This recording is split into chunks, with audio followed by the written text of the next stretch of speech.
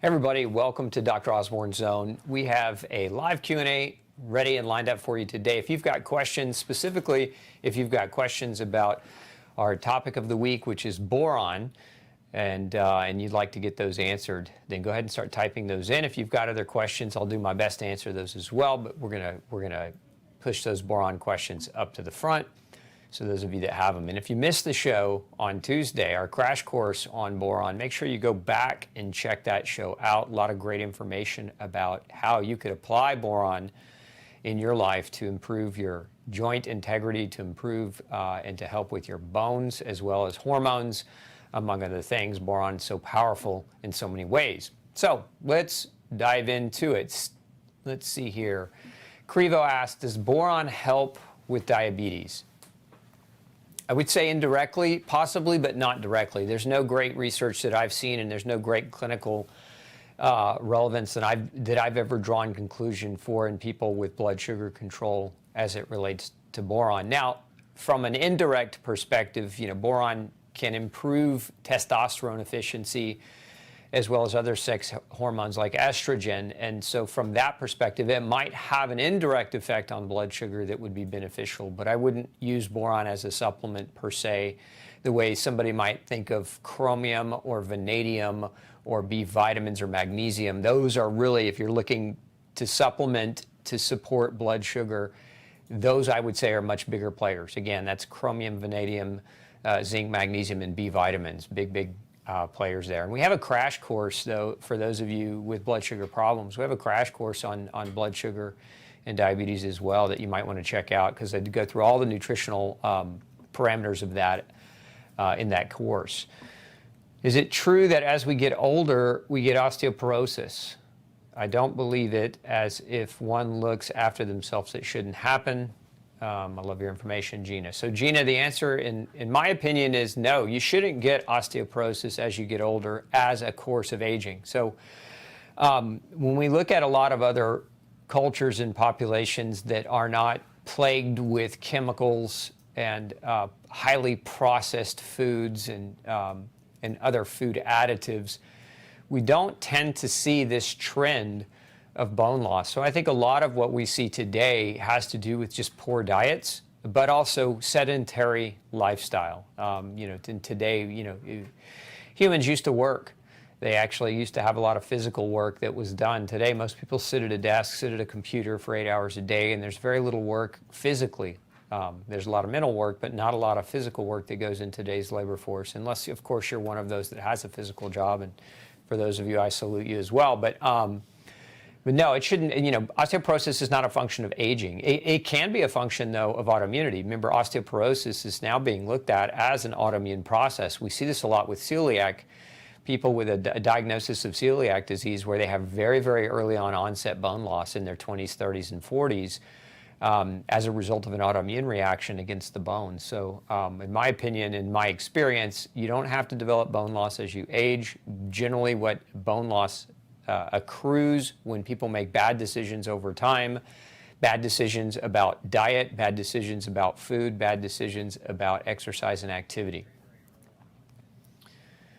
What effect does boron have on the prostate? Indirectly, again. So the indirect effect would be on testosterone's availability. As we talked about Tuesday, boron helps to reduce sex hormone binding globulin, which will tie up testosterone and prevent it from being freely bioavailable. So where it's going to impact the prostate is where it impacts testosterone.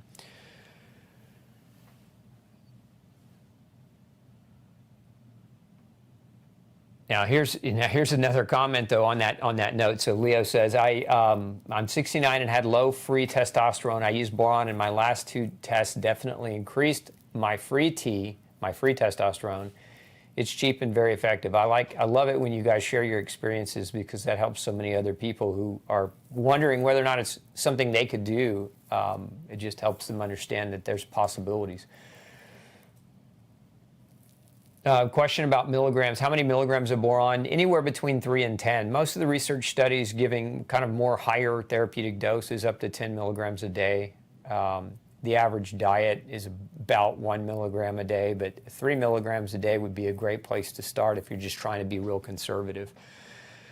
Will boron likely help a tooth molar, I'm assuming you mean, regain strength? Yes, and fill in a cavity that is not going to be filled up with amalgams, as long as there are full complements of minerals in D3. Possibly. I've seen cases where, Preacher Man, where people had cavities. They were told they needed, I had one case, a guy had 11 cavities.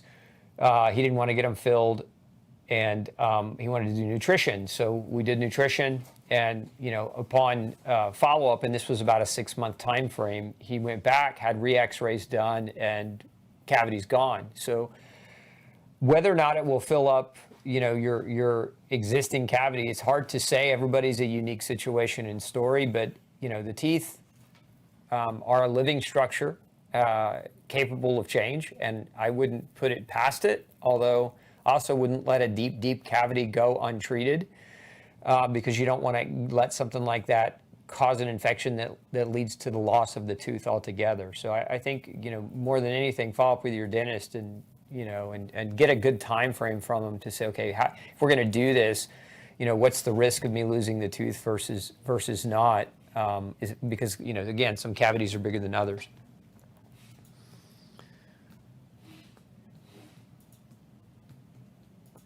My prostate is enlarged. Will boron help reduce the inflammation? Probably not by itself. If you've got an enlarged, inflamed prostate, I would look more toward saw palmetto as a supplemental option to support you. Zinc would be very critical and important in that regard, as well as DIM, D-I-M. We have a product called Ultra Prostate Support, and you might check that out if you're struggling in that regard. The other thing is, make sure you, if you haven't already, follow No Grain No Pain, the diet. If you're not familiar with that, No Grain No Pain, you can get the book anywhere at any major book retailer, but follow the diet. We see a lot of times, I've seen a lot of men with prostate problems when they jump on that diet and start following it. They get better report cards with their proctologists or with their GPs on follow-up examinations. So it's definitely something I've seen improve inflammation of the prostate. I heard that in Turkey there are natural high levels of boron in nature, no arthritis, and in humans, or very little, and in dogs in their water. Not a question, more of a comment. Okay. Do you take boron in the AM or in the PM? It doesn't matter. You take it, ideally take it with food. So if you're taking a supplement, if you're taking a 3 milligram capsule a day supplement, just take it with a meal, and you should be okay. My rheumatologist had me on synthetic opioids for 3 years for extreme joint pain. I went off cold turkey, no increase in pain, but went to Tylenol. Going to get off that too and try boron. That's a good idea. If you've got, one of the other things you should consider if you're not is no grain, no pain. Again, I wrote the book. The first story in the book is about a patient with rheumatoid arthritis who had 6 months to live and lived as a result of changing their diet. Not only lived, but reversed completely the disease and is no longer on medicine at all and is pain-free and disease-free.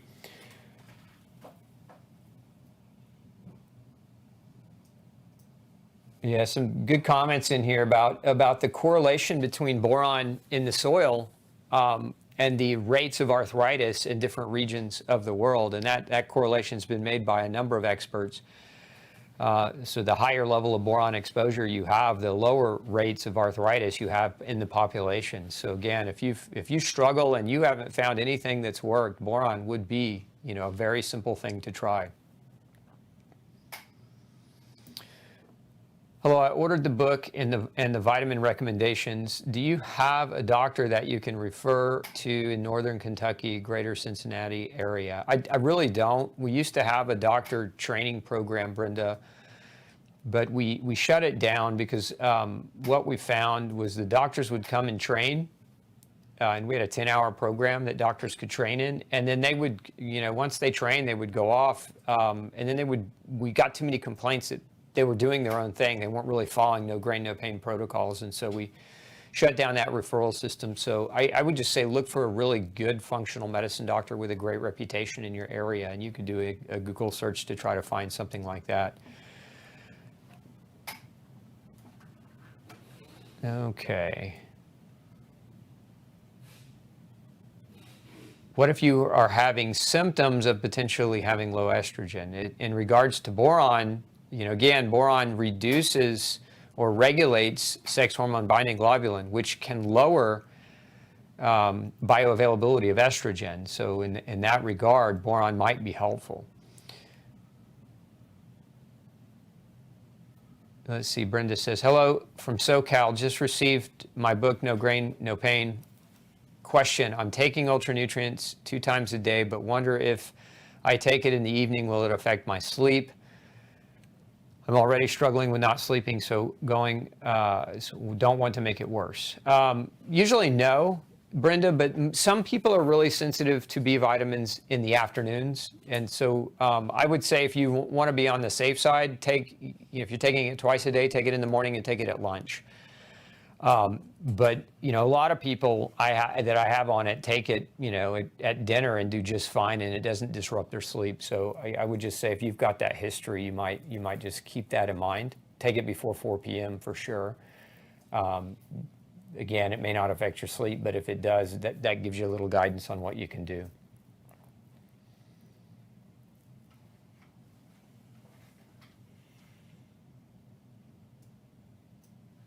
Let's see. Hi, I'm grain-free, dairy-free, T3, T4, and TSH, all normal. These are all thyroid hormone references, and on no medications. I purchased your multivitamin with iodine since I do not get iodine from my salt. I was told to avoid iodine. Is that correct? No. I mean, you can take iodine. A lot of people say don't take iodine if you have a thyroid condition, an autoimmune thyroid condition. And I would say if you're taking the ultra nutrients, that dose of iodine is not going to create a thyroid problem. If you're getting up into the 25 to 50 milligram range of iodine, you should be monitoring that and monitoring your levels and making sure that that you're under somebody who understands what they're doing nutritionally, whether it be a doctor or a practitioner. That being said as well, if you're on iodine, and so this is something just to take away for any of you listening, if you're taking iodine, at higher doses, and you go in to get your thyroid blood work done, being on iodine will artificially elevate your TSH. So let's say you were taking 10 milligrams of iodine and your TSH came back at 12 and your doctor's flipping out saying, oh my gosh, you have low thyroid because your TSH is too high. That could very well be a false result as a result of using iodine. So it's very important that if you're taking an iodine supplement, before you go get your thyroid blood work done, discontinue that iodine supplement for about a week before the blood test so that you don't alter or come back with an artificially elevated TSH that tricks your doctor into making them want to up your medicine or put you on medicine.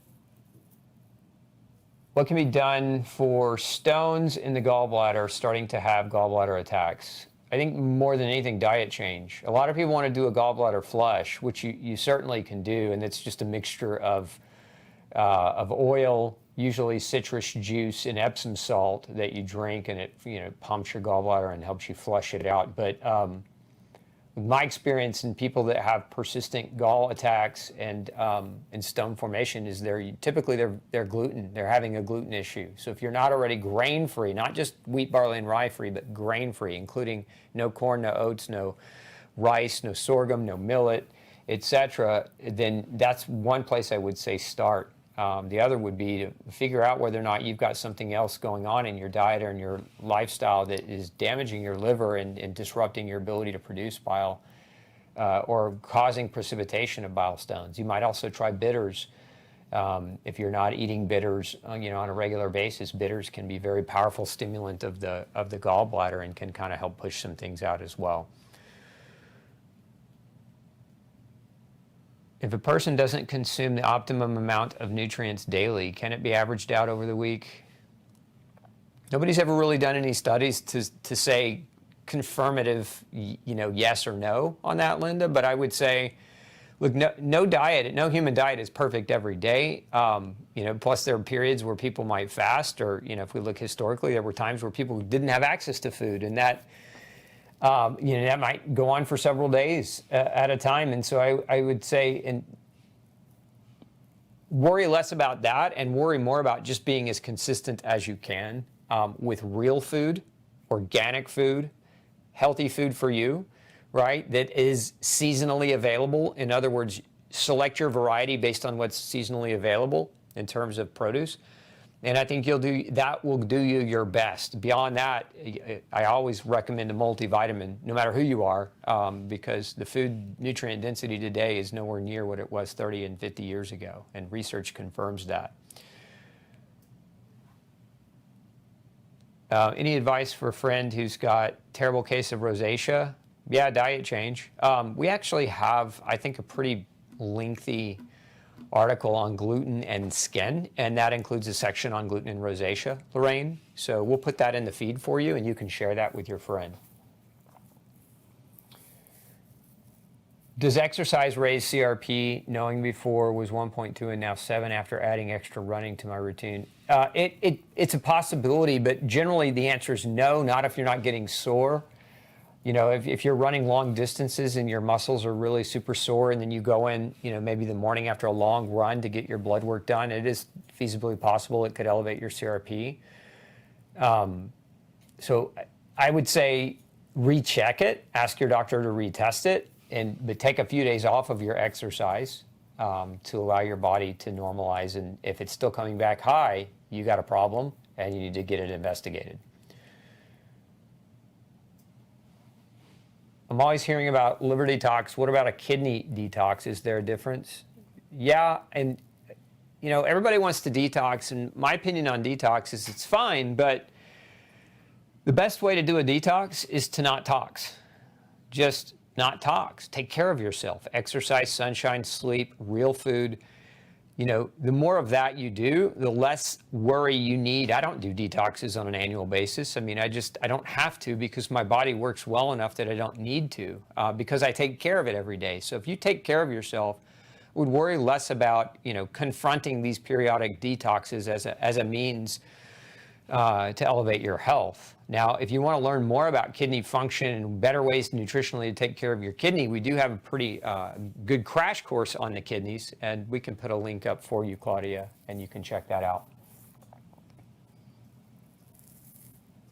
Lois says, I've been taking detoxy powder. Could this be a cause of increased visits to the bathroom? If you're talking about number 2, absolutely. It is at high enough doses, it becomes an osmotic, and it pulls water into your bowel and can increase the frequency of bowel movements. So the key with vitamin C is you don't take so much that it causes loose bowels.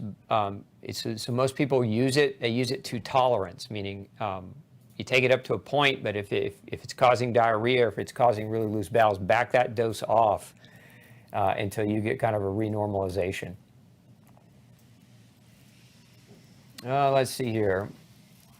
My chiropractor said that eating sugar with protein is worse for our health than eating sugar alone. I don't agree with that necessarily. I think eating sugar is just a bad idea if you're talking about processed sugar. Now, if you're talking about like fruit, there are some that believe, and this is, chiropractors and other nutritionists that believe that when you mix fruit with protein, that it's harder to digest and can create digestive disturbance. There's some truth to that for sure, and I would say it depends on who you are. I eat fruit every day with protein and don't find it to be troublesome. I have a lot of patients that do the same thing and don't find it to be troublesome, but every once in a while I will get someone where we do find that they do better when they separate those out. So I don't want to put words in your chiropractor's mouth, but I would just simply say that it's a case-by-case basis, and I wouldn't make that general statement other than to just say that if you're talking about processed sugar, don't eat it. It isn't good for you, and it's not going to help regardless of the protein intake.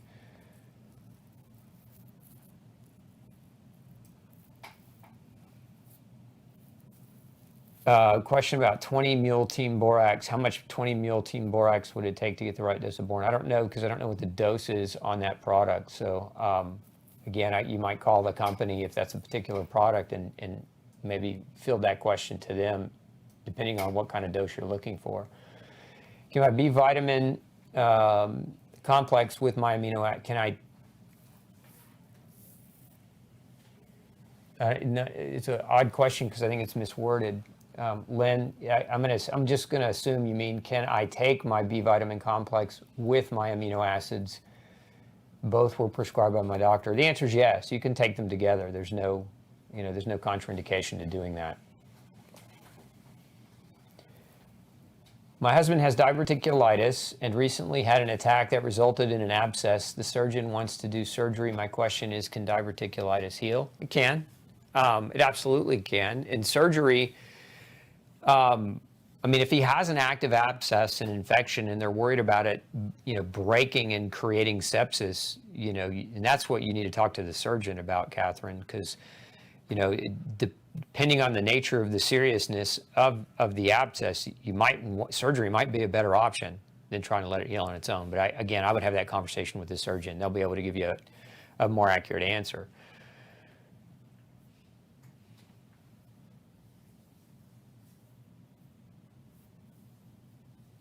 What about calcium fructoborate for joints? Yeah, that's an acceptable form of boron in terms of supplementation. Boron citrate is another one. Any boron amino acid chelate as a supplement would be a good way if you're trying to take boron as a supplement.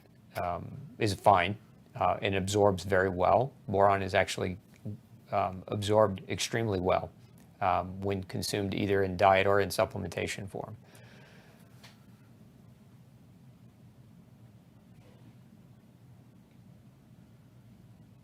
Do you know if sodium bicarbonate can help throat cancer? Do you have any suggestions, anything to try? Yeah, get with somebody, because if you've got throat cancer, you don't want to play around. I mean, this is not the time to just do some do-it-yourself, different shotgun supplements and hope something sticks. This is where you really need to get some accurate testing done around your nutrition, and you really want to have a game plan and a strategy, and not rely on just kind of generic rules of supplementation. I think the biggest thing to figure out, Polly, would be why you have throat cancer in the first place. Was there an original trigger or cause, and have you dealt with that? Because no amount of supplements and no amount of products and no amount of drug treatments or therapies are going to do anything if you haven't addressed the lifestyle and dietary factors that trigger cancer. Yeah, okay, so Shirley says, I've had RA since I was 21, I'm now 74, and also have osteoarthritis and hypothyroid. Does boron have any positive effect? It very well may, Shirley. Best thing to do is try it. Very safe to do. There's no contraindications. Boron, we don't know of any drug associations where it interferes with drugs if you're on any medicines, and certainly, again, very safe to take up to 3 milligrams a day, even 6 or 10. If you get into the 10 plus range, though, I would just recommend you're being monitored by somebody who understands it.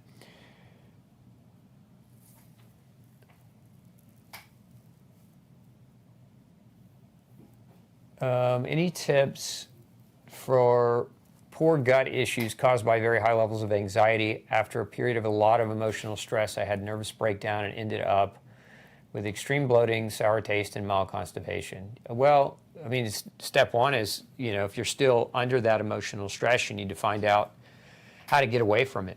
And sometimes that's possible and sometimes that's not, depending on the source of the stress. A lot of people have toxic relationships, have codependent relationships that aren't good for them, and they stay in them and stay sick. I don't know if that's you or not, but if it is, you really want to reevaluate some of those things. If it's stress that you're now moving away from and you're okay, you might consider some things to support stress and to support your adrenal gland recovery.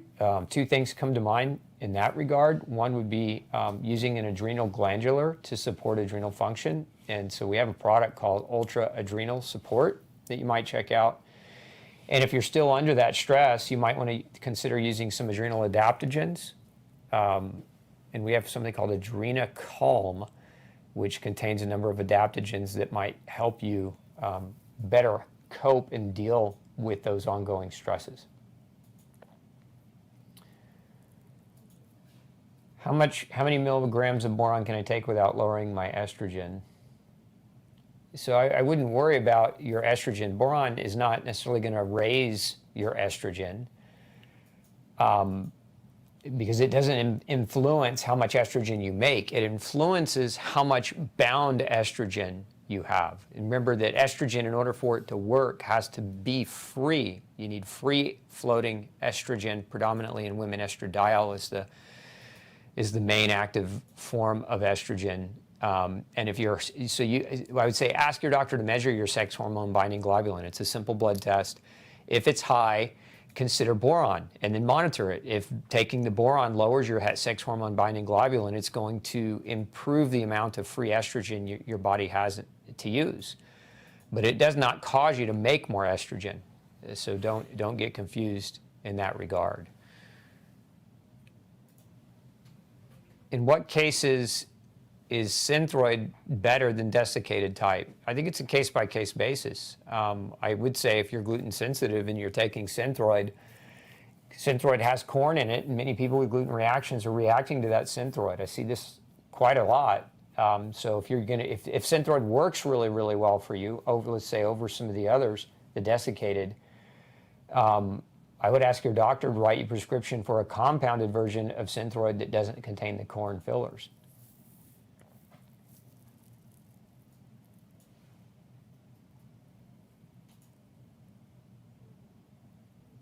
Hi, doctor. Does testing for bone using a DEXA scan injure bones?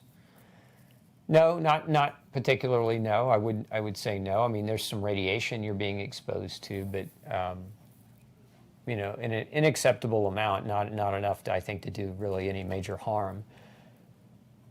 Is it possible to test dairy for A1 or A2 at home or suggest a laboratory? Well, it's possible to test the cow. It's not necessarily, to my knowledge, possible to test the actual dairy byproduct. So like if you're trying to test the cheese or the yogurt or the milk, test the cow. I would say that where that applies usually is if you own the cows and you're trying to determine whether or not the milk they produce is going to be A1 or A2 or a combination of the two.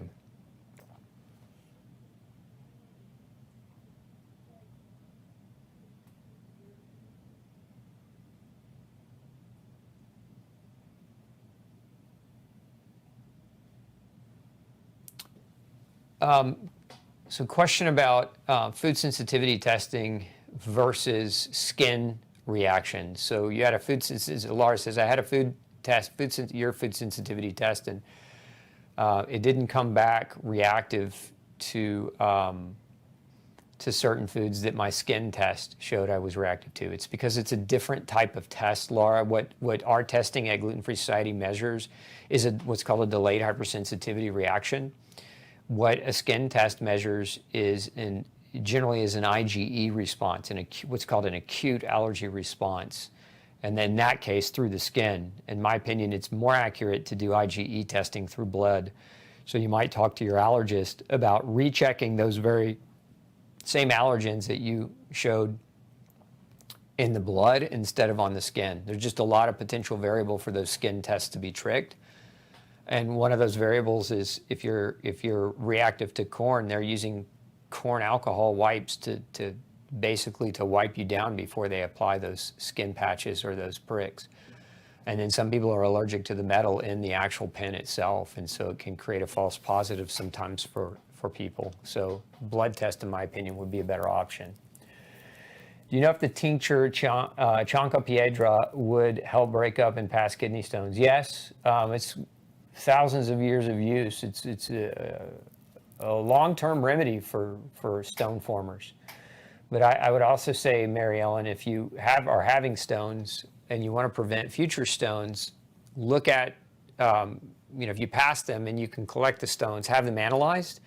There are different kinds of kidney stones. Most common stones are calcium oxalate stones. And so if you have calcium oxalate stones, you might consider reducing your oxalates in the food that you eat. reducing, going on a low oxalate diet. You can learn more about that. We'll put a link up on our, we have an oxalate master class you might want to check out. What's the best time to take omega-3, and is it better with or without food? It's better with food, and there's no best time. The best time to take any supplement is to be consistent with the taking of it, and always take with food. As a general rule, taking it with food reduces any potential for an upset stomach or nausea. This is especially true of minerals like iron and zinc, which can cause nausea on an empty stomach.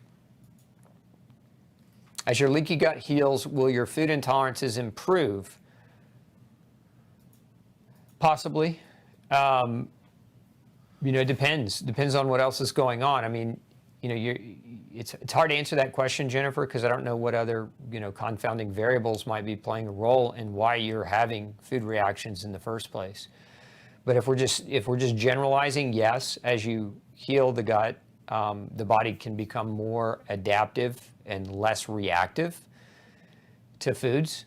I'd always also say it depends on the food sensitivity testing that you're doing. A lot of these IgG tests that are commonly bought online generally show a lot of false positives. And so what we see in those kinds of tests is people will be allergic to so many things, even though on the test result, even though they don't actually have a true allergy to those things or a true sensitivity to those things.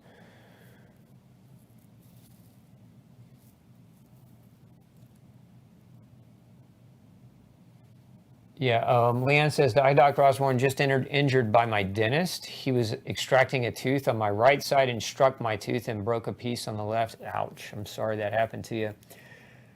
I'm also experiencing bone resorption. Any advice for this? Use our bone box, Leanne. If you haven't seen it, our bone box is designed for mineralization of bone, including teeth.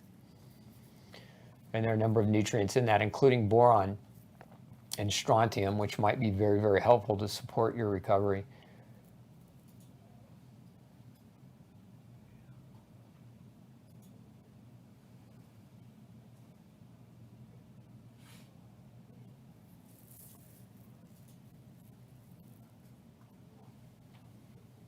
I had an 8-millimeter stone broken up in the operating room. Now the broken stones are still in the bottom of my kidneys. They should have taken those stones and analyzed them for content. You might go back at the surgeon who broke them up, or the nephrologist that broke them up, and ask them. Or if it was lithotripsy where they wouldn't have collected them, you probably would have just peed them out after the fact. But anytime you can collect a stone, if you have kidney stone, anytime you can collect a stone and get it analyzed, that's ideal, so that you can get information on how those stones are forming and what you can do about it, because most of them are nutritional. Can we take Virid on an empty stomach? Yes. Although, again, key there would be, if you do and it causes nausea, take it with food, because there's zinc in Virid that might upset some people's stomach. Not everyone, but I can take it on an empty stomach, no problem. But everybody's different in that regard. Does gluten cause poor circulation? Mine is getting worse with age 44, despite being active and not overweight. Infrared camera showed my fingers as blue, and they often go numb. Yeah, it can, because it can cause an autoimmune reaction in your blood vessels, oftentimes referring to what's called Raynaud's syndrome. And it sounds like that might be something that you're experiencing, Hannah. And if you're not gluten-free, certainly it's free to go gluten-free. It doesn't cost you really any money. Some people would argue it costs more because you're spending more on food, but if you feel better, I would argue that you're spending less on drugs, doctor's visits, medications, etc. And so your and the quality of life improvement that you get with it is all worth it. So certainly worth a try. I have a cold goiter in my thyroid and cysts in breast. Okay, so if you've got that combination, get your iodine levels checked. Do what's called an iodine loading test, one of the better ways to check iodine, and you probably are iodine deficient, would be my, just guess off the top of my head as a possibility.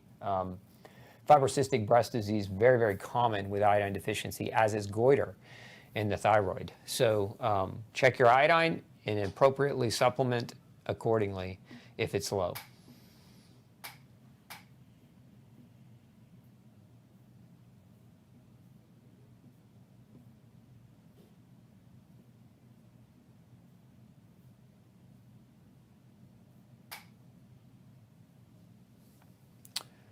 Let's see, Laura says, hello, Dr. Osborne. Off topic, but wanted to know if you recommend anyone truly knowledgeable in balancing hormones in post-menopausal women currently on BHRT, pellet, and oral testosterone. I mean, there's a lot of doctors out there that do natural testosterone and estrogen and progesterone replacement. I would say, the best bet is look for somebody who's really experienced and has a great reputation. But I can just say this, I'm not a fan of pellets. Those under the skin pellets with hormones, generally, when you first get them embedded, the amount of hormone release is high, and then over time it tapers and goes lower, and so it's not really a consistent amount, and that's why I don't really care for those. A lot of women come in, and when we're doing their general blood work, we'll find a lot of them that are doing those pellets. Their doses are just way too high. Their levels are just way too high, and that can really throw them for a trigger. So, just on first glance with your question, I would just say recommend that you talk to your prescribing doctor about the pellet and possible other options, whether it be cream or oral supplementation. What's my opinion on licorice? I think it's fine. DGL licorice, deglycerinized licorice, is great for GI tract soothing. We actually use that in several of our formulas. We have a formula called GI Shield, which contains that it helps as a mucilaginous product. So it kind of helps put a coating down in the GI tract so that you can soothe it.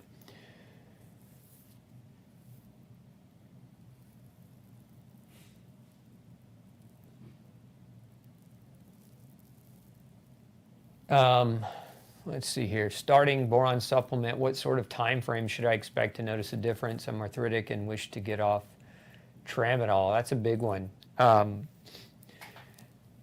give it at least 4 weeks, but probably closer to 8, depending on the dose you're taking. 3 to 6, maybe even as high as 10 again. With if we're trying to be very therapeutic.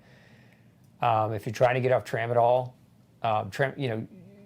When you do that, work with your doctor really closely, because if you taper the dose too quickly, it can really be a challenge, and in many cases can cause a lot of problems for folks. So just make sure you're doing that taper nice and slow to enhance your success. You can also take vitamin C and N-acetylcysteine and niacin, vitamin B3, when you're trying to taper the tramadol. Those 3 nutrients can really help reduce the symptoms and the side effects of withdrawal. So, I would just also consider those things.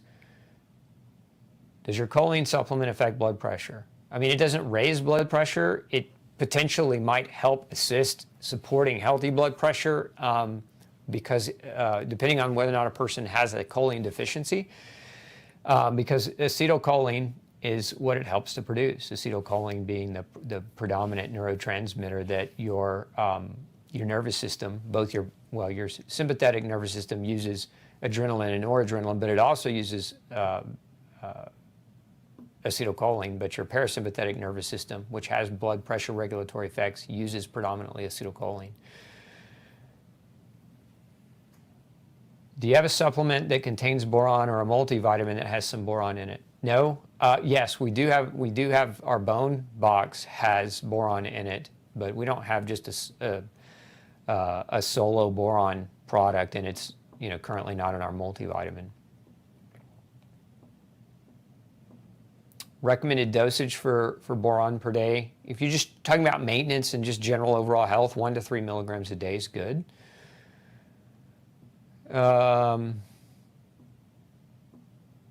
Parathyroid hormone is too high. What should I do? Get your vitamin D levels checked. You might have a vitamin D deficiency, and if you do, it'll raise your parathyroid hormone.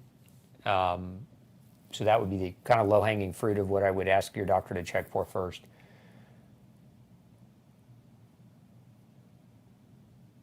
How do I explain to my doctor that brown rice flour is a problem? She has it in her product, but swears that it doesn't have gluten in it.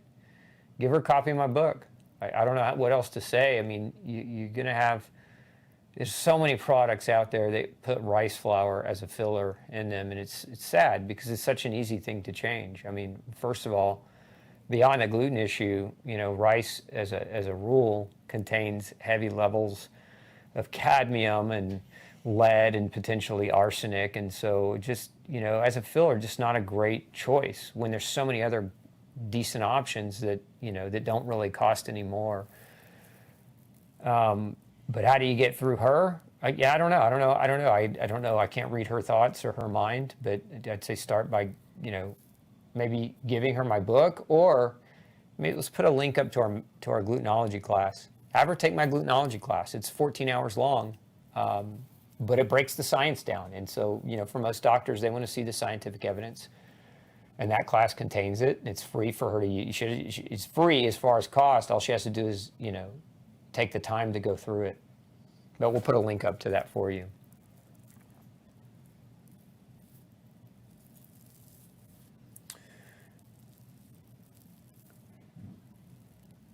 Love this. Hi from Serbia. Grain-free for the last 4 years and feel better in my 40s than in my 20s. Thanks to you. Well, thank you for that nice commentary and sharing your story. I like this. Lynn says, cutting out high oxalate foods and gluten completely eliminated my arthritic pain, included is that it is no corn or rice. Thank you, Dr. Osborne. You're welcome, Lynn. If I take quercetin and glutathione at the same time, does it create any problem? No. You're perfectly fine to take those together.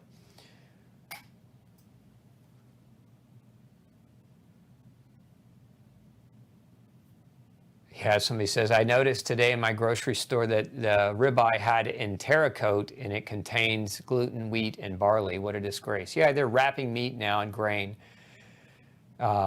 They're doing the same thing with fruit now. This company called Edapeel has put together this concoction that is a trademarked mix of things that they say are perfectly fine and safe, but they're wrapping that now even on organic fruit. So you got to even be careful when you're buying your organic fruit.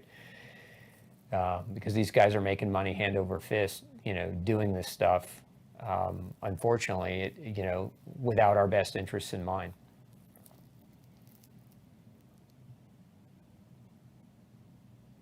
I'm on keto. What are your thoughts on it? Specifically eating 1 to 2 meals a day and not consuming sugar and carbs. I think if you do well on it, you know, that's fine. I think where a lot of keto diets, long term, where I see keto becoming a potential problem is the way people do it. And so if you're doing, you know, like a healthy ketogenic diet, we're eating higher fat, lower carb, but you are eating a variety or an abundance of real food, you're probably going to be okay. Now, some people don't tolerate keto well. Some of the people I've seen not tolerate keto well are women, especially women in menopause. A lot of them don't do well long-term keto. Now, that doesn't mean that if you've been on keto long-term and you're doing well that you go backward. You listen to your body, but I'm just sharing my experience with you. Keto can be better for some and not great at all for others, and I think part of it is how are you reacting to it.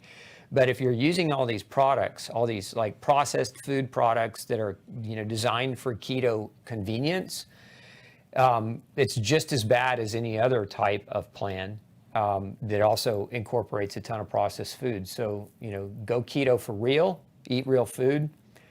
And if you feel great doing it, keep doing it. And but check your vitamin and mineral status periodically, because if you're not doing that, you know, keto diets burn through more of certain nutrients. And so because when you're using fat as the primary fuel source, beta oxidation of fat requires different nutrients to get to ATP. And so if you are heavy fat and you're not getting enough of those particular nutrients, then you know, you could start to feel bad as time goes on, as your body is being depleted.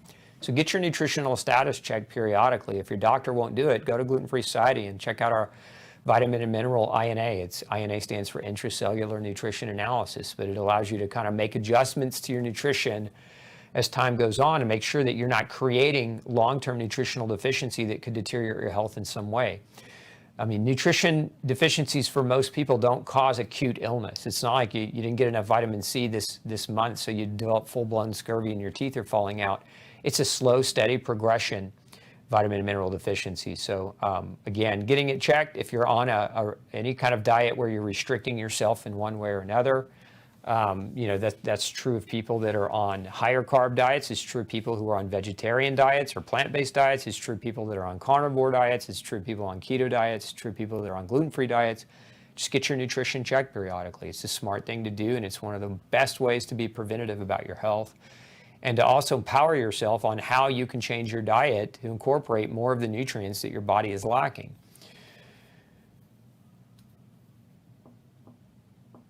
I'm looking for ways to restore tooth damage from a molar cavity. I think I answered that question already.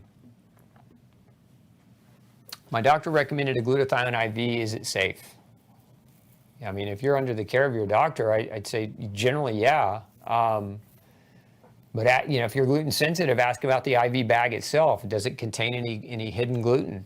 Gluten-based type fillers, etc. Some of them do. Some of the sugars are grain derivative in those IV bags. So Lynn, just get with your doctor and ask them for an analysis of the IV bag so that you can feel more confident about the procedure.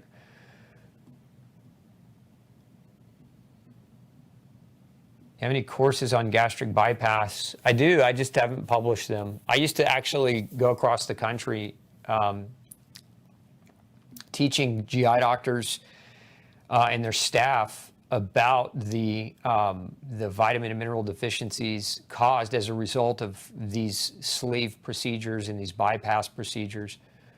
What's funny is I did that for a couple of years, and it was crazy the resistance I got from so many of the doctors. They just didn't want to do. The surgeons want to do the surgery because that's what gets them paid.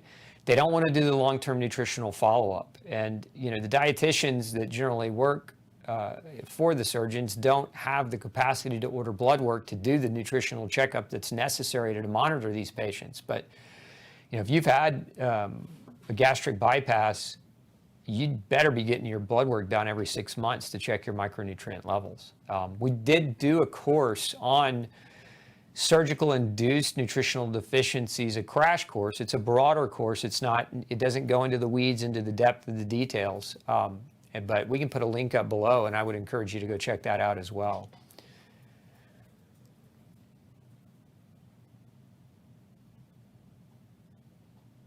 What are causes of bone loss in teeth? There's a lot of them. I mean, the same causes of bone loss for teeth are similar to the causes of bone loss in your axial and skeletal or appendicular skeleton. One of the things that I've seen cause bone loss in the jaw is lack of chewing. I mean, people inhale their food, or they're eating highly processed food that doesn't require the level of chewing, and so the jaws don't get the exercise they need. If you have a kind of a round, soft jaw, you're going to probably have, at some point, bone loss associated with lack of chewing. So, I mean, you remember bone grows based on pressure, right? So we call that Wolff's Law. And so if you're not chewing very well, then you're not applying the pressure to the jaw or to the teeth. And so that lack of pressure over time leads to reduction in bone mineralization and deterioration of the gum line and the teeth themselves. So chew your food well and eat food that requires chewing, and cut out the ultra processed food that it doesn't require chewing, and that'll go a long way to helping you remineralize your bone in your jaw and teeth.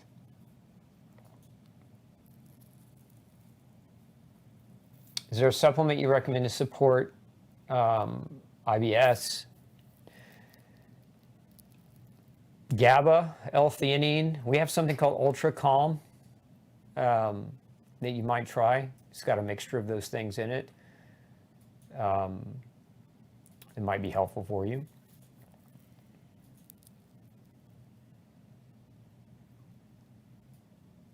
I am RA and hypothyroid and high blood pressure. Is it safe for me with my other meds? Is what safe for you? If you mean boron, yeah, perfectly safe. Clarify for me, Indra, because I'm not sure what you mean.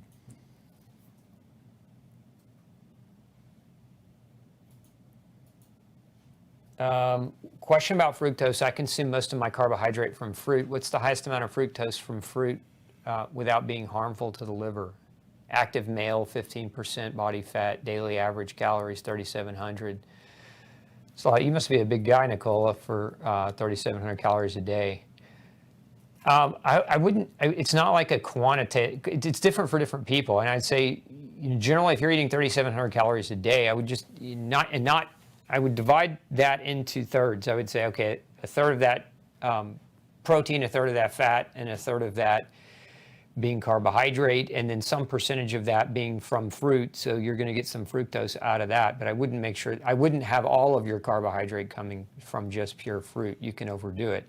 And there's also nutritional testing that you can get done, because there are a number of things that affect your body's ability to metabolize fructose. And one of the big ones is copper deficiency.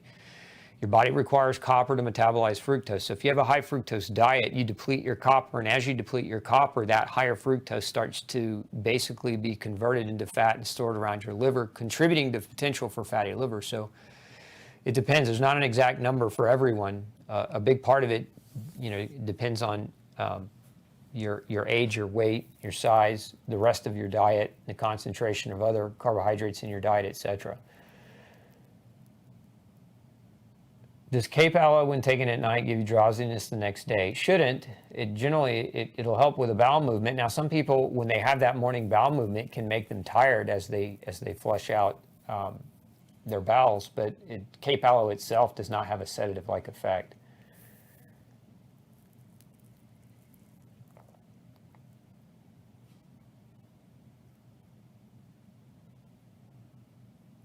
Love some of these just kind comments you guys are writing in about just being thankful for the help. It makes me want to keep doing it, so appreciate your comments.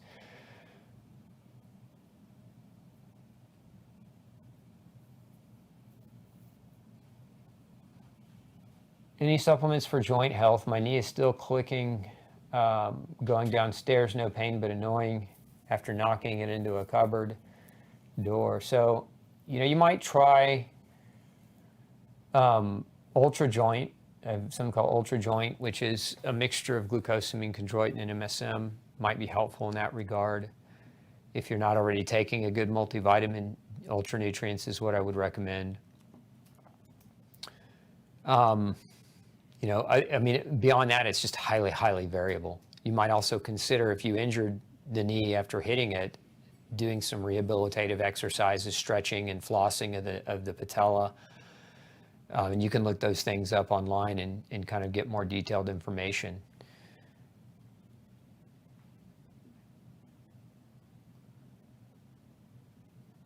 If a person has been diagnosed with hypertension, high blood pressure, should a person consider taking some type of cleanse along with or before the diet and lifestyle change? No, not necessarily. I mean, if you change your diet and you incorporate activity, blood pressure is going to come down. I mean, I've not yet met a case in 20 plus years of practice where that wasn't a true statement, no matter what the reason was.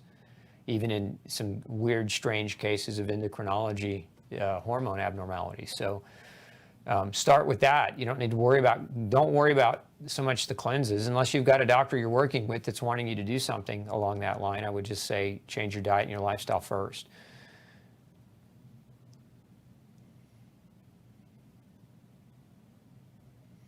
I was diagnosed back in 2018 from biopsy with epithelioid hemangioma with eosinophilia. Is there anything I can do to help this condition? Yeah, go gluten-free, grain-free. It's more specifically grain-free.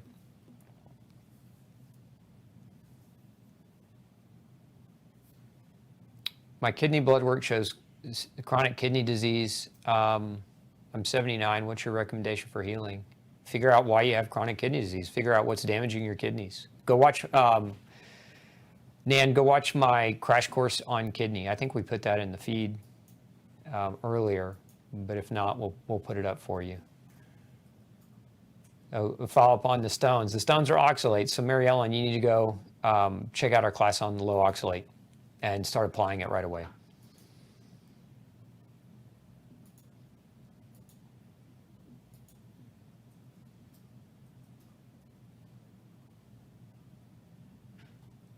is 4,000 milligrams of quercetin, 3,000 EPA DHA, and 5,000 C enough to wean off oral steroids 10 milligrams a day? Possibly.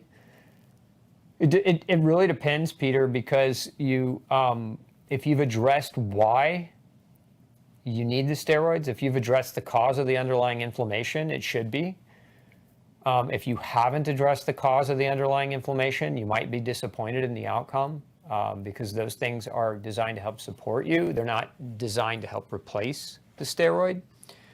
So ultimately, you've got to reverse engineer why the steroid is even helping you in the first place. So what that means is you got to find out why you're inflamed.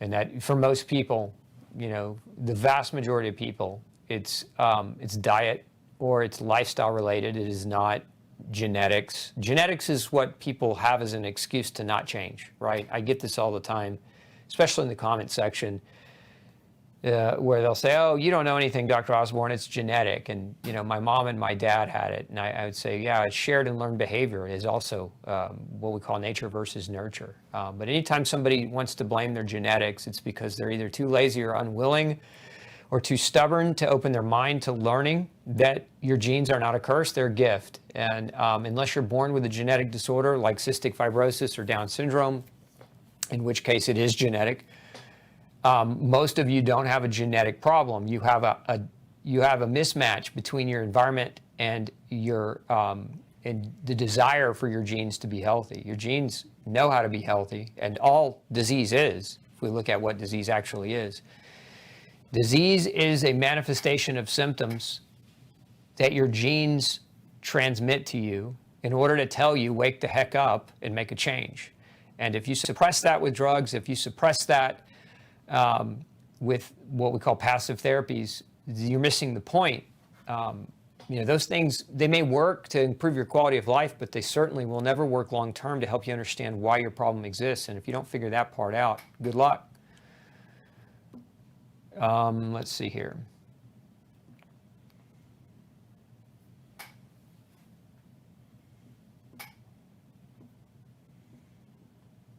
Does glutathione help asthma? It can. There's actually some really good research that's been done on asthmatics with nebulized glutathione as improving lung and airway field inflammation. I find also that N-acetylcysteine is a really good option in that regard to support people with asthma, as is going grain-free. I see so many cases of asthma just indirectly going away as a result of diet change.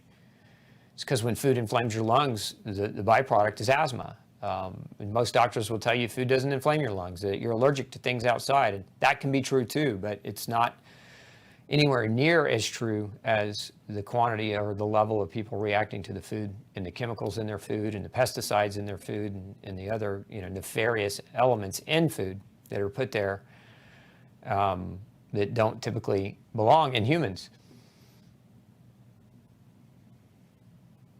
My husband was diagnosed with megaloblastic anemia after 3 months of supplementing with B12 and some folate. He still has megaloblastic anemia. Does it take longer to overcome with supplementation?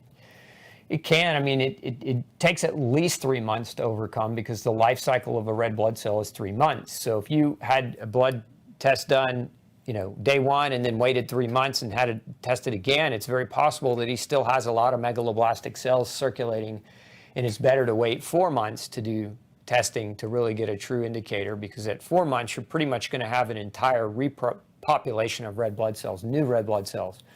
And there could be other things as well. I mean, vitamin B6 may be contributing to that. And so you want to look at, with your husband, you might want to look at other nutrients. Because megaloblastic anemia is typically diagnosed with a complete blood count where they're looking at something called MCV, mean corpuscular volume, which is basically it's an indicator of the size of the red blood cell. And so if it's the number's high, it generally indicates a large red blood cell, i.e. megaloblastic, megalo meaning large. That being said, B12 and folate aren't the only things that can cause it. So a further nutritional analysis for your husband would, in my opinion, would be merited, but also look at the timing of how quickly you do the follow-up blood tests.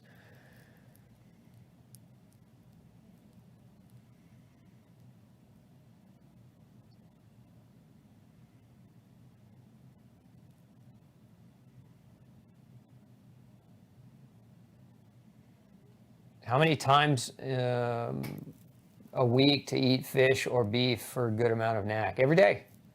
Eat meat every day. When you get online, you see so much rhetoric about, the attack on meat. I hate what they're doing in schools to our kids. Shame on all of them. Shame on the teachers for allowing this rhetoric. I don't care. I know teaching is a lot of politics, and I know there are a lot of great teachers that have their hands cuffed, but stand the hell up already. If we don't stand up, we're going to lose our kids. And, putting the guilt into that generation that if they somehow stop eating meat, they're going to save the planet, that is it's child abuse. It's not their responsibility to save the planet by not eating meat, because by not eating meat, they're going to destroy their own health in the process and make themselves infertile, and then we won't have any people left on the planet to kill it or to help it one way or the other, and that shouldn't be the end goal. It's ridiculous what they're doing. Anyway, I'll get off of that. Eat meat every day. If you tolerate meat well, just make sure that the meat you're eating is of good quality. Fish, wild caught, any other kind of meat needs to be, free range, organic, organically fed, wild. Wild game would be a good choice. So all of the above, if you tolerate it well, and most people do. What dosage would you recommend for someone with autoimmune issue? What dosage if you're talking about boron, 3 to 6, maybe as high as 10 milligrams a day.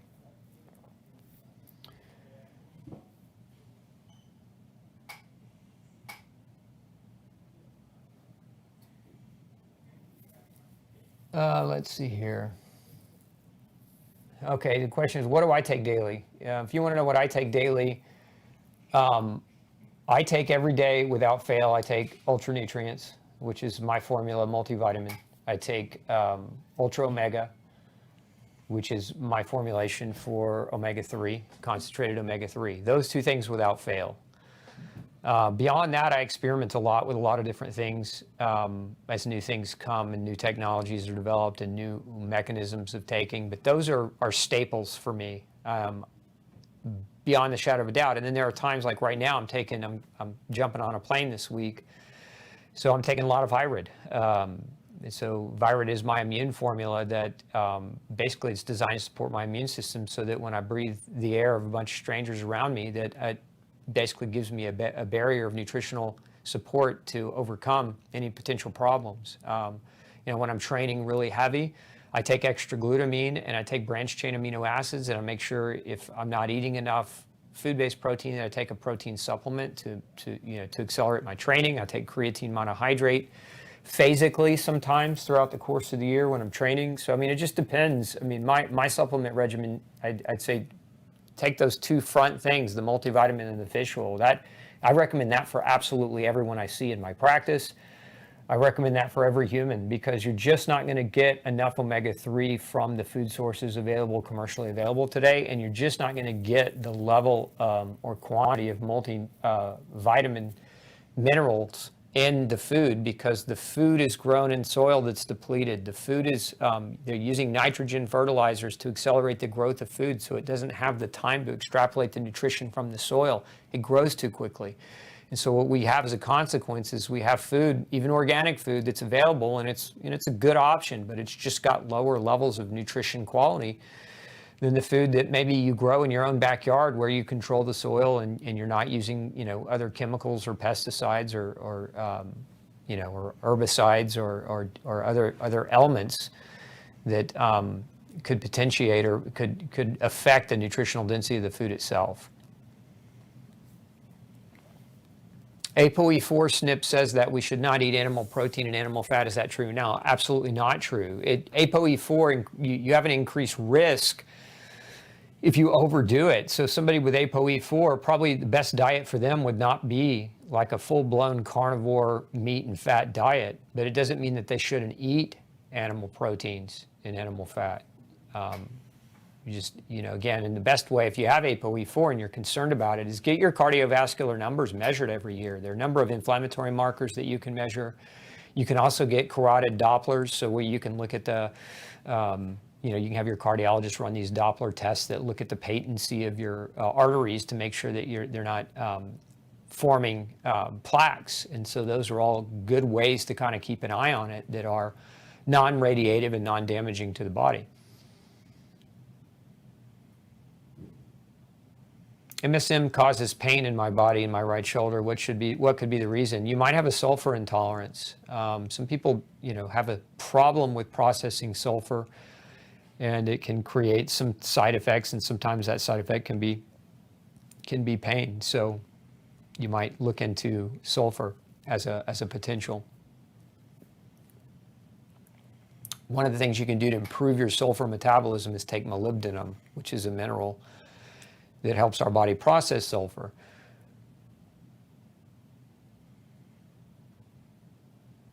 Any ideas for controlling, eliminating gum disease from bacteria? Yeah. No grain, no pain diet. Man, it fixes a lot of things. If you're still having trouble or if you're still struggling, and then you get with a good environmental or biological dentist, get you a good cone beam X-ray to make sure you don't have like any under the gum line infections that maybe need to be treated. And good dentists will, instead of using antibiotics, sometimes they'll use like peroxide, or they'll use ozone treatments in the gum line if you've got bacterial problems, to help address that without just decimating your microbiome with heavy dose antibiotics.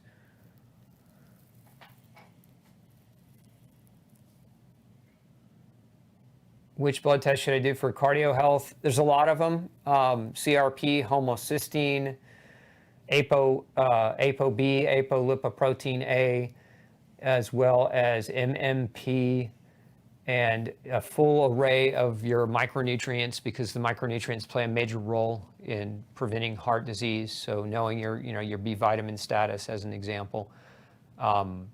Check out, do we have a crash course on cardiovascular? I think we have a crash course on that. We'll post that for you, peruse, and that way you can check that course out and make sure you take that information and run with it.